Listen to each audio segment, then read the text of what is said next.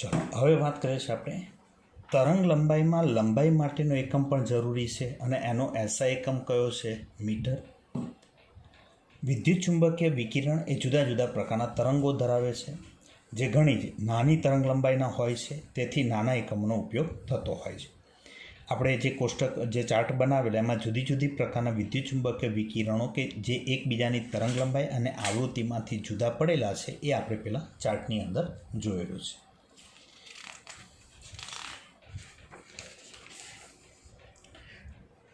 ચાલો હવે ત્યાર પછીના ટોપ પોઈન્ટ પર આવીએ. શૂન્યાવકાશમાં બધા જ પ્રકારના વિદ્યુત ચુંબકીય વિકિરણોની તરંગ લંબાઈ કે આવૃત્તિને ધ્યાનમાં લીધા વગર સરખી ગતિએ મુસાફરી કરે. ધારો કે શૂન્યાવકાશ હોય તો શૂન્યાવકાશની અંદર જે પ્રકાશ ગતિ કરતો હોય ત્યારે એની તરંગ લંબાઈ કે આવૃત્તિને ધ્યાનમાં લેતા નથી અને એ એક સરખી રીતે મુસાફરી કરે અને એનું મૂલ્ય કેટલું છે? 3 × 10⁸ મીટર પ્રતિ સેકન્ડ. આનો મતલબ એ થયો કે ધારો કે પ્રકાશ છે તો આ પ્રકાશની ગતિ છે, એનું જે એક્ઝેક્ટ મૂલ્ય છે એ 2.997925 × 10⁸ મીટર પર સેકન્ડ એ એની ચોક્કસ વેલ્યુ છે. આ આપણી પ્રકાશની ગતિ જ્યારે દાખલામાં લઈશું ત્યારે પ્રકાશની ગતિને સી તરીકે ઓળખીશું. તો એ શૂન્યાવકાશમાં પ્રકાશની ગતિ છે જેને આપણે પ્રકાશની ગતિ કહે છે અને એની સંજ્ઞા સી છે. આવૃત્તિ ન્યૂ. આવૃત્તિ માટે ધ્યાન આપજો, આવૃત્તિ આ રીતે કરાય. નોર્મલી આપણે આ વી લખીએ છીએ, વીનો આ પાંખ્યું સહેજ વાળેલું હોય છે, આમ આ પાંખ્યું વાળેલું હોય એને આવૃત્તિ કહેવાય છે. પ્રકાશની ગતિ અથવા તરંગ લંબાઈને લેમ્બડા કહીશું. લેમ્બડા આ આવૃત્તિ છે, ફ્રીક્વન્સી છે. હવે એમની વચ્ચેનો જે રિલેશન છે કે પ્રકાશની ગતિ એ આવૃત્તિ અને તરંગ લંબાઈના ગુણાકાર બરાબર હોય. પ્રકાશની ગતિ સી બરાબર આવૃત્તિ ઇન્ટુ તરંગ લંબાઈ. તો આવૃત્તિ બરાબર શું થાય? સી અપોન લેમ્બડા થઈ શકે. લેમ્બડા બરાબર શું થશે? તો સી અપોન આવૃત્તિ પણ થઈ શકે.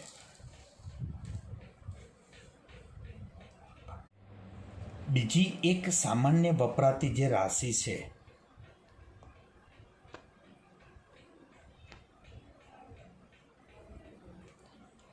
બીજી એક સામાન્ય રીતે વપરાતી રાશિ જે ખાસ કરીને સ્પેક્ટ્રોસ્કોપીમાં વપરાય છે અને એને કહેવાય છે તરંગ સંખ્યા, જેને ન્યૂ બાર કહેવાય છે. તરંગ સંખ્યા કહે છે. હવે ન્યૂ બાર છે એ તરંગ લંબાઈનો વ્યસ્ત છે 1/λ. એનું સૂત્ર છે ન્યૂ બાર બરાબર 1/λ. હવે લેમ્બડાનો એકમ મીટર છે તો મીટરને અંશમાં લઈ જાઓ તો મીટર ઇન્વર્સ થશે. હવે વ્યાખ્યાની આ રીતે એકમ લંબાઈમાં રહેલા તરંગની સંખ્યા. તો દાખલા તરીકે તમે આ અંતર 1 મીટર લીધું, 1 મીટર, અને 1 મીટરમાં કેટલા તરંગો છે એ તરંગોની જે સંખ્યા થાય એને આપણે તરંગ સંખ્યા અથવા તો એને તરંગ આંક પણ કહેશે. તરંગ આંક પણ તરીકે ઓળખવામાં આવે છે. તો એકમ લંબાઈમાં રહેલા તરંગની સંખ્યાને આપણે તરંગ આંક તરીકે ઓળખીશું. તેનો એકમ એ તરંગ લંબાઈના એકમનું વ્યુત્ક્રમણ એટલે વ્યસ્ત છે અને એને મીટર ઇન્વર્સથી આપણે દર્શાવીએ છીએ.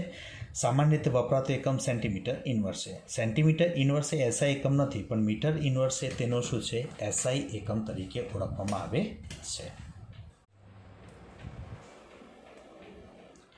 ચલો હવે લઈએ છીએ આપણે 2.3.2 વિદ્યુત ચુંબકીય વિકિરણનો કણ સ્વભાવ. આગળ વાત કરેલી કે વિદ્યુત ચુંબકીય વિકિરણ એ દ્વૈત સ્વભાવ ધરાવે છે. બે પ્રકારનો સ્વભાવ, એક તરંગ સ્વભાવ અને બીજો કણ સ્વભાવ. તો પહેલી વાત કરીએ છીએ આપણે વિદ્યુત ચુંબકીય વિકિરણના કણ સ્વભાવને, જેને પ્લાન્કનો ક્વોન્ટમ સિદ્ધાંત પણ કહે છે. હવે એમાં પહેલી વાત આપણે સમજીશું વિવર્તન અને વ્યતિકરણ જેવી કેટલીક પ્રાયોગિક ઘટનાઓ. ધ્યાન આપજો, આ પ્રાયોગિક ઘટના છે જે વિદ્યુત ચુંબકીય વિકિરણના તરંગ સ્વભાવથી સમજાવી શકાય છે. હવે અહીં વાત એ આવી કે વિવર્તન અને વ્યતિકરણ કોને કે આમ તો ફિઝિક્સનો ટૉપિક છે, પણ કદાચ તમને એના વિશે વ્યાખ્યાની ખબર નહીં હોય તો એક ટૂંકમાં આ વિવર્તન અને વ્યતિકરણની વાત કરી દઈએ આપણે.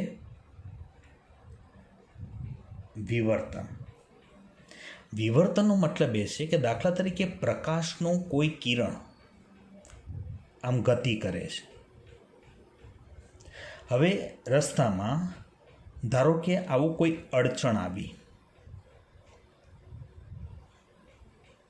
અડચણ છે. હવે અડચણ કે કોઈ પદાર્થ આવ્યો તો આ કિરણ અથડાઈને ત્યાંથી આમ વાંકું વળી જાય છે. તો આ જે વાંકા વળવાની જે ઘટના છે, એટલે અહીંથી ગયો અને આમ અથડાઈને આમ જતો રહેશે, તો એને વિવર્તન કહીશું. તો પ્રકાશનું કિરણ વ્યાખ્યા રીતે આપી શકાય. પ્રકાશનું કિરણ જ્યારે ગતિ કરતો હોય અને રસ્તામાં ધારો કે કોઈ અડચણ કે સ્લીટ આવે અને એને અથડાઈને આ પ્રકાશના કિરણની વાંકા વળવાની જે ઘટના છે એને વિવર્તન કહેવાય. હવે વિચારો કે વિવર્તન ક્યારે શક્ય બને? કે જો એ તરંગ સ્વરૂપ ધરાવતો હોય તો જ, કારણ કે તરંગ સ્વરૂપે હોય તો જ ગતિ કરીને અથડાઈને એ પોતાના માર્ગ ઉપરથી વિચલિત થઈ શકે. ત્યાર પછી વાત આવે છે વ્યતિકરણ. વ્યતિકરણને સમજાવવા માટે આપણે એક ઉદાહરણ લઈએ છીએ. દાખલા તરીકે ગામની અંદર તમે જોયું હશે કે એક તળાવ હોય છે ને તળાવ ઉનાળાનો સમય હોય, વેકેશન હોય તો આપણા મિત્રો સાથે આપણે તળાવમાં રમવા માટે જતા હોઈએ છીએ. હવે તળાવમાં પાણી ભરેલું હોય, એની પાળ ઉપર આપણે બેસીએ છીએ. તો બેઠા પછી આપણી આજુબાજુમાં જે પથ્થર પડે એ પથ્થરને આપણે તળાવમાં નાખીએ છીએ.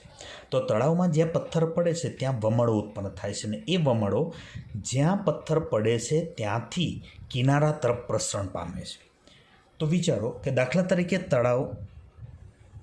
આ તળાવની બોર્ડર છે. હવે એક પથ્થર તમે અહીં નાખ્યો અને એક જ સમયે બીજો પથ્થર અહીં નાખો છો. આવા બે પથ્થર તમે નાખ્યા તો અહીંથી જે વમળ ઉત્પન્ન થયા એ વમળ ઉત્પન્ન થતાં આમ કિનારા તરફ જશે. એ જ પ્રમાણે અહીંથી પણ જે વમળો ઉત્પન્ન થયા છે એ પણ આ રીતે ગતિ કરતાં આમ જશે. હવે તમે જુઓ કે એક સમય એવો આવે છે કે આ બંને તરંગો અહીં સંપાતીકરણ પામે છે, અથડાય છે. તો આ બંને તરંગોના જે સંપાતીકરણની જે ઘટના છે એને તરંગોનું સંયોગીકરણ પણ કહેવાય. સંયોગીકરણ એને આપણે કહીએ છીએ વ્યતિકરણ. અને આ તરંગોનું જે સંયોગીકરણ છે એ એવું તરંગ આપે છે કે જે દરેક વ્યતિકરણમાંથી પરિણમતું તરંગ એક બિંદુએ બૈજિક અથવા સદિશ સરવાળા બરાબર થાય. હવે એ બધામાં આપણે ન પડીએ તો સીધું આ બે તરંગોના સંપાતીકરણની જે ઘટના થઈ એને વ્યતિકરણ કહેવાય. હવે વ્યતિકરણ ઘટના ક્યારે બને? જો પ્રકાશ અથવા તો જે આ તરંગો ઉત્પન્ન થાય તો ને. જો તરંગો ઉત્પન્ન થતા નથી તો સ્વાભાવિક વસ્તુ છે કે વ્યતિકરણ ઘટના નહીં બને. તો આનો મતલબ એ થયો કે વિદ્યુત ચુંબકીય વિકિરણો એ તરંગોના ત્યારે બનેલા હોય કે જો વિવર્તન અને વ્યતિકરણ ઘટના બને. તો વિદ્યુત ચુંબકીય વિકિરણોમાં આ બંને ઘટનાઓ બને છે. માટે એમ કહી શકાય કે વીજ ચુંબકીય વિકિરણ છે એ તરંગ પ્રકૃતિ ધરાવતો હોવો જોઈએ. ત્યાર પછી વાત આવે છે હવે કેટલીક ઘટનાઓ એવી છે કે જે આ સમજાવી શકતા નથી. તરંગ પ્રકૃતિ છે એ એક તો ગરમ પદાર્થ જેને કાળા પદાર્થમાંથી ઉત્સર્જિત થતા વિકિરણનો સ્વભાવ. હવે પ્રશ્ન છે કે ગરમ પદાર્થ ને કાળો પદાર્થ એ શું છે વાસ્તવમાં? તો એના વિશે પણ આગળ આપણે પોઈન્ટ સમજીએ છીએ, એની અંદર વાત આવી જશે કે જે ગરમ પદાર્થ છે એ ગરમ પદાર્થમાંથી ઉત્સર્જિત થતા વિકિરણોનો સ્વભાવ. બીજું, ધાતુની સપાટી ઉપર જ્યારે વિકિરણ અથડાય છે ત્યારે ઇલેક્ટ્રોન ઉત્સર્જિત થાય છે. તમે ધારો કે કોઈ પણ ધાતુ લો, હવે એ ધાતુની સપાટી ઉપર જ્યારે વિકિરણ અથડાય ને તો એમાંથી ઇલેક્ટ્રોન ઉત્સર્જન થાય છે. ભલે આપણે જોઈ શકતા નથી પણ એમાંથી ઇલેક્ટ્રોન ઉત્સર્જિત થતા હોય છે. અને આ ઘટનાને ફોટો ઇલેક્ટ્રિક અસર કહેશે, જે આપણે આ ચેપ્ટરમાં આગળ શીખવાનું છે. ત્યાર પછી ઘન પદાર્થની ઉષ્માધારિતામાં થતું વિચલન એ તાપમાનનું વિધેય છે. આનો મતલબ એ છે ઉષ્માધારિતામાં થતું વિચલન. દાખલા તરીકે તમે કોઈ ઘન પદાર્થને ગરમ કર્યો તો ઘન પદાર્થને ગરમ કરીશું તો એમાંથી ઉષ્માનું પ્રસરણ થશે. તો નિશ્ચિત સમયમાં નિશ્ચિત ઉષ્માનું પ્રસરણ થાય એવું જરૂરી છે કે ધારો કે 10 સેકન્ડમાં આટલી જ ઉષ્માનું પ્રસરણ થયું તો બીજી 10 સેકન્ડમાં આટલી જ થશે એવું નિશ્ચિત હોતું નથી. તો ઘન પદાર્થમાં ઉષ્માધારિતામાં થતું જે વિચલન છે એ તાપમાનનું વિધેય છે. અને ચોથો છે હાઇડ્રોજન સંદર્ભમાં રેખા વર્ણપટ. આ વસ્તુ પણ આગળ આપણે શીખવાની છે. જો એક કાળા પદાર્થના વિકિરણની વાત આવશે, આગળ ફોટો ઇલેક્ટ્રિક અસરની વાત આવી જશે, અને આ રેખા વર્ણપટ છે એની વાત પણ આગળ આપણી થિયરીમાં આવવાની છે.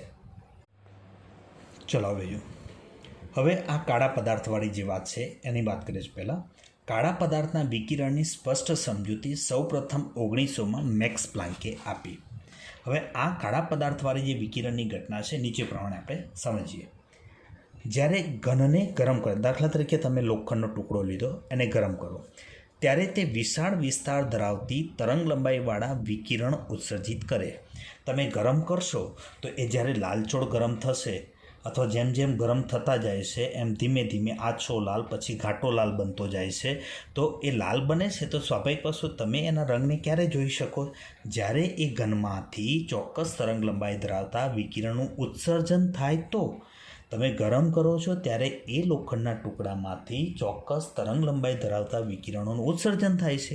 એ આપણી આંખમાં પડે છે અને તરંગ લંબાઈને આધારે રંગ મળે. એક વસ્તુ ખાસ ધ્યાન રાખજો, કોઈ પણ રંગ માટે જવાબદાર શું છે? તરંગ લંબાઈ અને આવૃત્તિ.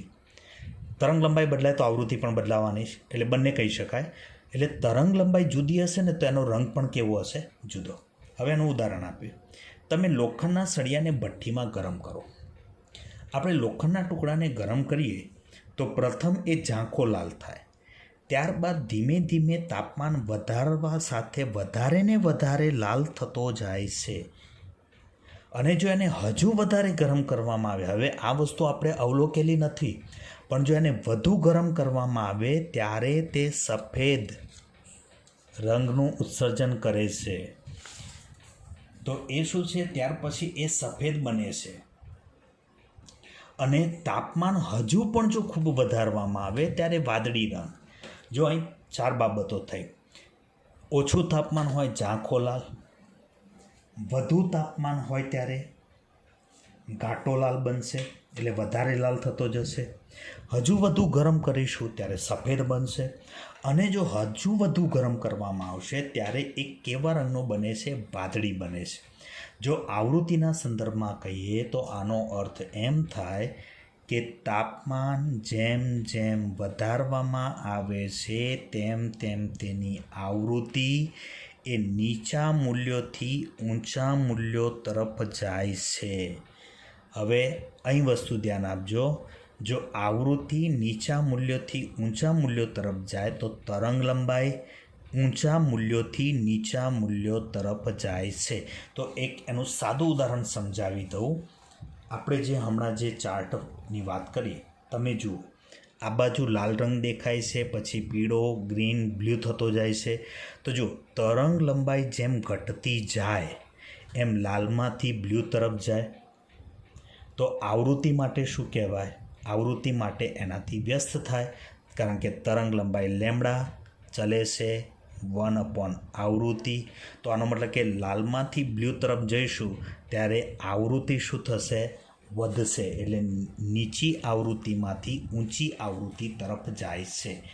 તો જો નીચી આવૃત્તિમાંથી ઊંચા મૂલ્યો તરફ જાય, તરંગ લંબાઈ માટે એનાથી ઉલટું લખાય. વિદ્યુત ચુંબકીય વર્ણપટના લાલ રંગ જે છે એ નીચી આવૃત્તિમાં હોય છે, અથવા એમ કહી શકાય કે ઊંચી તરંગ લંબાઈમાં હોય છે. જ્યારે વાદળી રંગની આવૃત્તિ એ ઊંચી હોય છે તો એ નીચી તરંગ લંબાઈ ધરાવે છે. આદર્શ પદાર્થ. હવે વાત આવે છે આ આદર્શ પદાર્થ કોને કહેવાય છે? આદર્શ પદાર્થ જે બધી જ આવૃત્તિઓનું ઉત્સર્જન અને અવશોષણ કરે. જો આદર્શ પદાર્થ એવો છે કે જો બધી જ તરંગ લંબાઈ ધરાવતા અથવા આવૃત્તિ ધરાવતા વિકિરણ કાં તો ઉત્સર્જન કરી દે કાં તો શોષણ કરી દે, અને એને કહેવાય છે કાળો પદાર્થ. જો જે પદાર્થમાંથી બધી જ તરંગ લંબાઈનું ઉત્સર્જન થઈ જાય અથવા શોષણ થઈ જાય તો એ પદાર્થ રંગમાં કેવો દેખાશે? કાળો. તો કોઈ પણ કાળો પદાર્થ છે એને જોઈને આપણે તરત કહીશું કે આમાં કાં તો બધી જ તરંગ લંબાઈ ધરાવતા વિકિરણનું શોષણ થઈ ગયું છે, કાં તો બધી જ તરંગ લંબાઈ ધરાવતા વિકિરણનું એ ઉત્સર્જન કરે છે. આવા કાળા પદાર્થમાંથી ઉત્સર્જિત થતા વિકિરણને કાળા પદાર્થના વિકિરણ તરીકે ઓળખવામાં આવે છે. અને આ વિકિરણ કેવો હશે વિચારો? બધી જ તરંગ લંબાઈનું મિશ્રણ ધરાવતો હશે. કાળા પદાર્થમાંથી ઉત્સર્જિત વિકિરણની આવૃત્તિની ચોક્કસ વહેંચણી એટલે કે તીવ્રતા વિરુદ્ધ વિકિરણની આવૃત્તિ, જેને આવૃત્તિ વક્ર કહે છે. આ કાળા પદાર્થમાંથી જે ઉત્સર્જિત વિકિરણની આવૃત્તિની ચોક્કસ વહેંચણી કરીએ એ વહેંચણીને શું કહેવાય? તીવ્રતા વિરુદ્ધ વિકિરણની આવૃત્તિની તીવ્રતા, જેને આવૃત્તિ વક્ર કહે છે. અને તે માત્ર કોના ઉપર આધારિત છે? તો તે માત્ર તાપમાન પર આધારિત છે. કારણ કે કાળો પદાર્થ જેમ તાપમાન વધતું જશે કે એ રીતનું બનતું જશે ત્યારે બધા જ વિકિરણો ઉત્સર્જિત કરશે, ત્યારે એ કાળા રંગનો બનશે. કોઈ આપેલ તાપમાને ઉત્સર્જિત વિકિરણની તીવ્રતા તરંગ લંબાઈના ઘટાડા સાથે વધે છે અને મહત્તમ થાય. હવે આ વસ્તુ જે છે, ઉત્સર્જિત વિકિરણની તીવ્રતા તરંગ લંબાઈના ઘટાડા સાથે વધે છે અને મહત્તમ થાય છે. તો એ વસ્તુને આપણે અહીં આગળ આ આલેખ દ્વારા સમજવાનું છે. હવે અહીં જે આલેખ આપ્યો છે એ આલેખમાં જુઓ. અહીં 2000 નેનોમીટર તરંગ લંબાઈ છે, 3000, 2000, 1000. એટલે આ બાજુ તરંગ લંબાઈ શું થાય છે? ઘટે છે. ઓકે, આ બાજુ તરંગ લંબાઈ ઘટે છે, તીવ્રતા આમ વધે. ધારો કે કોઈ T1 તાપમાન, એટલે એપ્રોક્સિમેટલી ધારો કે લઈ લઈએ કે ચલો 500 ડિગ્રી સેલ્સિયસ. 500 ડિગ્રી સેલ્સિયસે આપણે કોઈ પદાર્થની આ રીતે તરંગ લંબાઈ અને એની તીવ્રતા આલેખ દોરે તો શું થાય? જો તરંગ લંબાઈ જેમ ઘટે એમ તીવ્રતા જે છે ધીમે ધીમે શું થાય છે? વધે છે. કોઈ એક તાપમાને મહત્તમ બને છે. પછી તરંગ લંબાઈ જો વધુ ઘટશે તો પાછી એની તીવ્રતામાં શું થાય છે? ઘટાડો. હવે ઊંચા તાપમાને પ્રયોગ કરીએ. આના દાખલા તરીકે આ 1000 કેલ્વિન છે. અહીં મેં લખેલું છે T2 is greater than T1. તો ત્યાં શું થશે? જેમ તાપમાન વધતું જશે એમ તરંગ લંબાઈ જેમ ઘટે એમ તીવ્રતા વધે છે. પછી કોઈ એક સમય મહત્તમ બનશે અને પછી શું થશે? ઘટવાની શરૂ થશે. તો અહીં આગળ આપણે એ વસ્તુ લખેલી છે. ઉત્સર્જિત વિકિરણની તીવ્રતા એ તરંગ લંબાઈના ઘટાડા સાથે વધે. આ તરંગ લંબાઈના ઘટાડા સાથે આ જે છે એ વધતું જાય છે તીવ્રતા અને મહત્તમ થાય છે. અહીં મહત્તમ થયું. પછી તરંગ લંબાઈના ઘટાડા સાથે આ શું થાય છે? પાછું ઘટવાનું શરૂ કરે. એટલે તરંગ લંબાઈના ઘટાડા સાથે મહત્તમ બને, વધતો જાય છે. કોઈ એક સમય મહત્તમ બને છે અને પછી શું થાય છે? એ ઘટવાનું શરૂ. તો આ કાળા પદાર્થની તરંગ લંબાઈ અને તીવ્રતા વચ્ચેનો આ એક રિલેશન છે. ચલો હવે જુઓ, ઉપરના જે પ્રાયોગિક પરિણામોની આપણે વાત કરી એ પ્રકાશના તરંગ સિદ્ધાંતના આધારે સંતોષકારક રીતે સમજાવી શકાય નહીં. તે સમયની પ્રચલિત માન્યતાને આધારે પ્લાન્કે સૂચવ્યું કે પરમાણુ અને અણુ શક્તિનું ઉત્સર્જન કે અવશોષણ કોઈ અસતત રીતે જથ્થામાં હોય છે, નહીં કે સતત. આની વસ્તુ એ છે કે તમે ધારો કે કોઈ પદાર્થને ગરમ કરો અને એમાંથી જે કંઈ વિકિરણોનું ઉત્સર્જન થયું કે અવશોષણ થયું તો એ કંઈ નિયમિત ન હોય કે કોઈ એક સમયે ચોક્કસ તરંગ લંબાઈ ધરાવતા વિકિરણ ઉત્સર્જિત થયા તો એટલા સમયમાં એ જ પ્રમાણે ઉત્સર્જિત થશે એવું નિશ્ચિત હોતું નથી. ઉર્જાનું સૌથી ઓછું પ્રમાણ જે શોષાય કે ઉત્સર્જિત થાય ને એને પ્લાન્કે એક નામ આપ્યું ક્વોન્ટમ. આપણે ક્વોન્ટમ શબ્દનો ઉપયોગ વધારે કરીએ. ક્વોન્ટમ એટલે ધ્યાન આપજો, એ એક પ્રકારનો એવો કણ છે કે જે ઉર્જાનું સૌથી ઓછું પ્રમાણ શોષેલ હોય કે ઉત્સર્જિત કરતો હોય એવો ઉર્જાનો એક જથ્થો છે. એને આપણે ક્વોન્ટમ કહીશું. એટલે ઉર્જાનું ઓછું પ્રમાણ જે શોષાય છે કે ઉત્સર્જિત થાય છે એને આપણે પ્લાન્કે નામ શું આપ્યું? ક્વોન્ટમ. અને વિકિરણના એક ક્વોન્ટમની ઉર્જા એનો સિમ્બોલ છે E. હવે એ ઉર્જા કોના સમપ્રમાણમાં છે? તો આવૃત્તિ E ચલે છે ન્યૂ, આવૃત્તિના સમપ્રમાણમાં છે. તેની આવૃત્તિના સમ. એટલે જુઓ, આવૃત્તિ વધુ તો ઉર્જા કેવી વધુ, આવૃત્તિ વધુ તો ઉર્જા કેવી વધુ. બીજું સાથે આવૃત્તિ એ તરંગ લંબાઈના વ્યસ્ત પ્રમાણમાં છે. આ ત્રણ વસ્તુને જોડે રાખજો, કારણ કે આ વસ્તુ તમારે મેક્સિમમ જગ્યાએ MCQમાં અને કોમ્પિટિટિવ એક્ઝામમાં જરૂર પડશે. તરંગ લંબાઈ જેની વધારે, તરંગ લંબાઈ વધુ, એની આવૃત્તિ કેવી ઓછી, એની ઉર્જા કેવી ઓછી. આગળ દાખલામાં પણ આની જરૂર પડશે. તો આટલી વસ્તુ તમારે ધ્યાન રાખો. જો ઉર્જા વધુ, આવૃત્તિ વધારે, તરંગ લંબાઈ ઓછી. ઉર્જા ઓછી, આવૃત્તિ ઓછી, તરંગ લંબાઈ વધારે. હવે આ બેમાંથી ચલે છે દૂર કરીને અચળાંક લાવ્યા h. આ h જે છે એને કહેવાય છે પ્લાન્ક અચળાંક. પ્લાન્ક અચળાંક. તો E is equal to h new. આને ફોટોનની ઉર્જા કહેશે. એક ફોટોનની ઉર્જા. આ એક ફોટોનની ઉર્જા. હવે આ ફોટોન એટલે શું એ વસ્તુ ક્લિયર થઈ ગઈ. આગળ ફરી ધ્યાન આપજો. ઉર્જાનું જે ઓછું પ્રમાણ જે શોષાય છે કે ઉત્સર્જિત થાય છે એને પ્લાન્કે ક્વોન્ટમ નામ આપ્યું. એટલે એમ વિચારો કે કોઈ એક એવો જથ્થો જે ઉર્જાનું ઓછું પ્રમાણ ધરાવે છે એને આપણે ક્વોન્ટમ તરીકે ઓળખીશું.